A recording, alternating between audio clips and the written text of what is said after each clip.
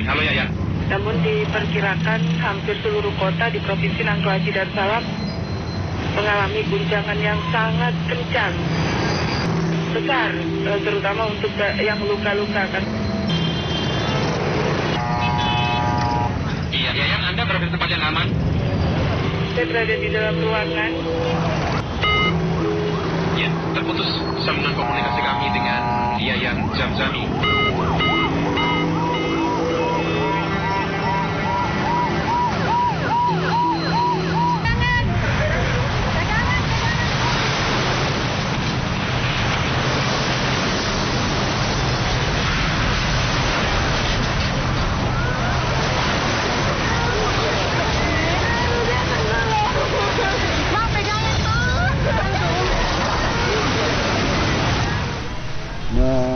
Berdoa lah.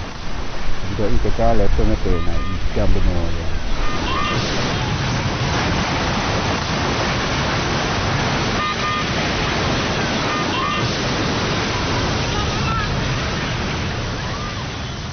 Aceh daratannya hana cerita masalah tsunami batu.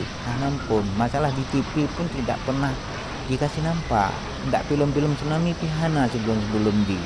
Jadi menan kejadian luar biasa banyak korban. Orang anak belum, malahan ada yang udah lihat air tidak percaya bahwa IDA, malah dibikin, dibilang urung pungo, masa gila UDE.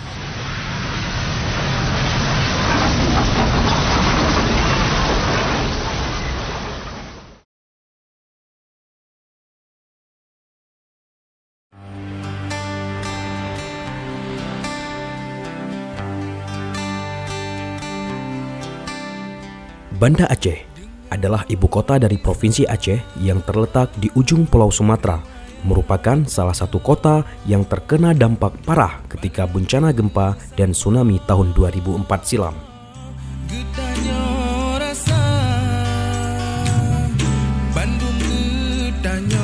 Kini Aceh sudah bangkit dari bencana, bahkan berkat pembangunan cepat di berbagai macam infrastruktur, membuat kota Banda Aceh tampak hampir seperti tidak pernah dilanda bencana dahsyat.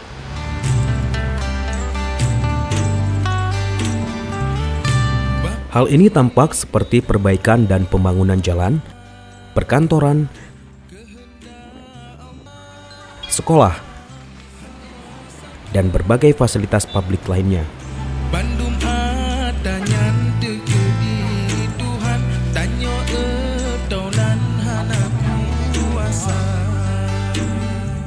Selain itu, peninggalan bencana sekarang telah berubah menjadi objek wisata baru di kota Banda Aceh. Kapal di atas rumah Lampulo, kapal PLTD Apung yang terdampar di Punge,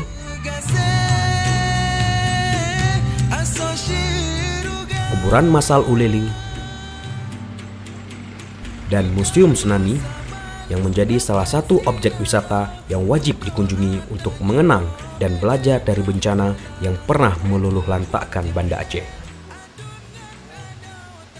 Perbandingannya kalau kita lihat itu pada sebelum tahun 2004 itu masyarakat tidak tahu terhadap tsunami atau bencana-bencana apa aja yang terjadi di Kota Banda Aceh. Karena masyarakat itu memang di kota, terutama di Aceh itu sering terjadi gempa-gempa, tapi tidak terjadi tsunami, sehingga masyarakat itu banyak korban pada kejadian tahun 2004 itu, karena tidak tahu apa itu tsunami.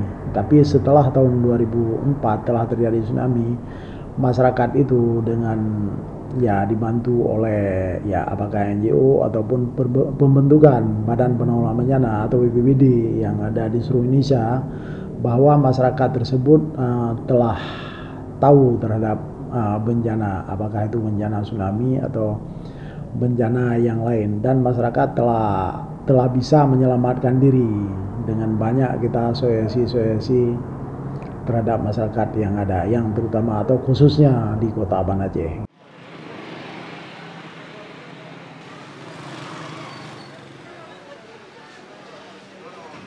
Sebetulnya setelah gempa 2004, pandangan masyarakat, paradigma masyarakat sudah banyak berubah. Hanya belajar dari peristiwa-peristiwa yang sudah kita kenal Ibena, kita kenal yang lainnya itu kalau tidak ada program yang berkelanjutan itu khawatir juga dengan sendirinya hilang. Nah, ini yang perlu dijaga, tidak hanya dari masyarakat, dari pemerintah dilembagakan, bagaimana bersinergi dengan masyarakat termasuk swasta di sini. Berkat dukungan dari berbagai pihak, di Kota Banda Aceh sudah dibangun berbagai fasilitas siaga bencana seperti jalur evakuasi, alarm tsunami, dan escape building.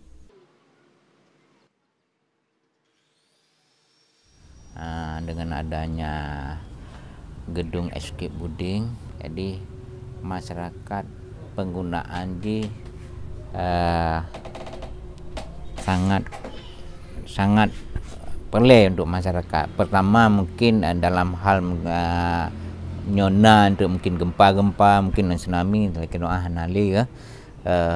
walaupun ada mungkin permanfaatan di wate gempa nyanka masyarakat kehidupan belum hampir seluruh masyarakat